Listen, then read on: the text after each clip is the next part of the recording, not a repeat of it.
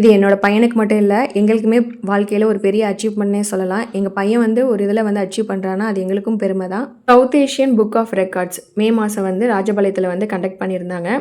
Under 13 years இவங்க தான் வந்து பார்ட்டிசிபேட் பண்ணணும்.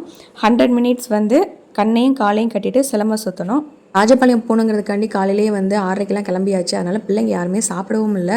சரி ஒரு 1 hour 40 minutes தானே, முடிச்ச உடனே சாப்பிட்டு வச்சுக்கலாம் காலையில் சாப்பாடுன்னு நினச்சோம். ஆனால் வந்து ஸ்டார்ட் பண்ணதே கொஞ்சம் லேட் ஆயிடுச்சு. ஆனால் பிள்ளைங்க வந்து ஒரு இடத்துல கூட வந்து சோர்வாகவே இல்லை.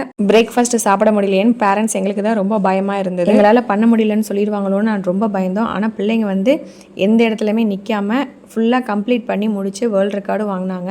எங்களுக்கு ரொம்ப சந்தோஷம். இந்த இடத்துல வந்து மாஸ்டர் அவருக்கு ரொம்ப நான் தேங்க் பண்ணிக்கிறேன். வீட்டுக்கு போனதுக்கப்புறம் தாத்தா மாமா வந்து மெடல் போட்டு விட்டு அவனுக்கு வந்து பொன்னாடை பூத்தி விட்டாங்க. தலைவருக்கு ஒரே ஹாப்பி.